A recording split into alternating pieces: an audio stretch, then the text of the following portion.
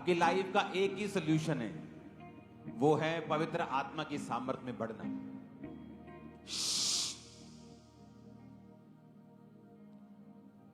क्या है सोल्यूशन आपका?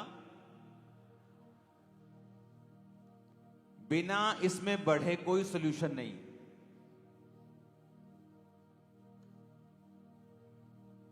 नहीं तो फिर जो वचन आपने सुना है और जो मोटिवेशनल स्पीकर्स को आप सुनते हो इंटरनेट पे, उन दोनों में कोई फर्क नहीं लगेगा। एक ही फर्क है मोटिवेशनल स्पीकिंग को सुनने में और पवित्र आत्मा के वचनों को सुनने में, कि पवित्र आत्मा के वचनों को जब आप सुनते हैं, ये प्रैक्टिकली आपको पवित्र आत्मा की सामर्थ्य से भरता है। और मेरी बात सुन लो, आपको एक एक बिंदु मालूम हो, एक एक लाइन मालूम हो बाइबल की, पर अगर आप पवित्र आत्मा के अभिषेक में नहीं हैं, शैतान आपसे नहीं डरता और वो वरी नहीं करता। आपको डिप्रेशन से बाहर आना है, पवित्र आत्मा की सामर्थ। आपको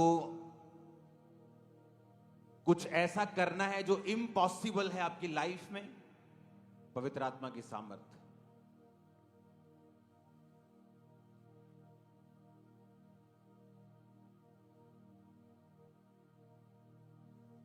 बाइबल कहती है कि अलीशा के सेवक की आंखें बंद थीं, और जब लोग उन्हें पकड़ने के लिए आए तो वो बोला, अलीशा अलीशा मर गए, देखो कितने लोग हमें पकड़ने के लिए आ रहे हैं।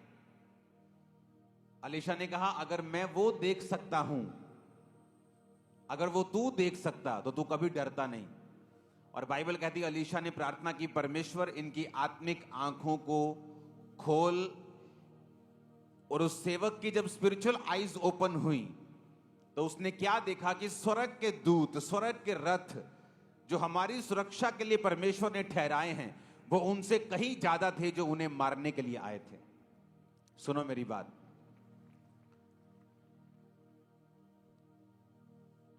आपका चर्च में जाने का मकसद सिर्फ वचन सुनना नहीं है।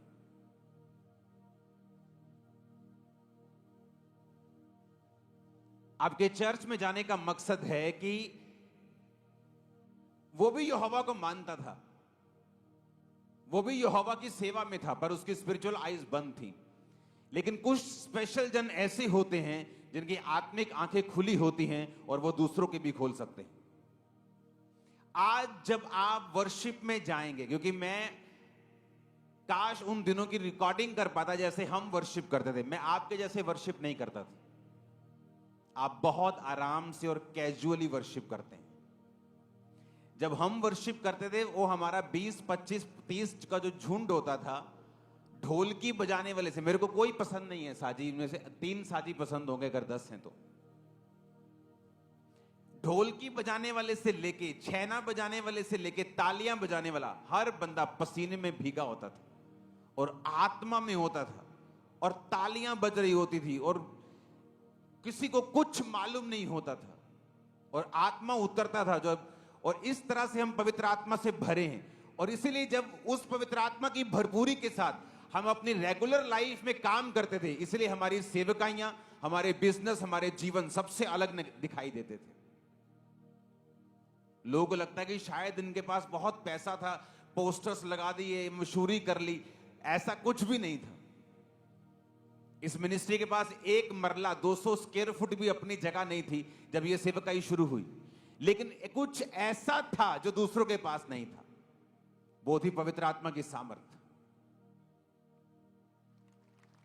और अगर आपको भरना है, आप इस तरह से नहीं भर सकते।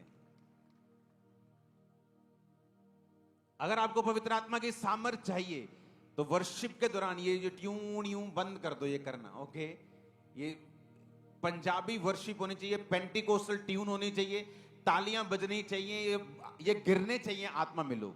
अगर आपको भरना है तो इस तरह से भर सकते हैं। आप मेरी बात समझ रहे कि नहीं?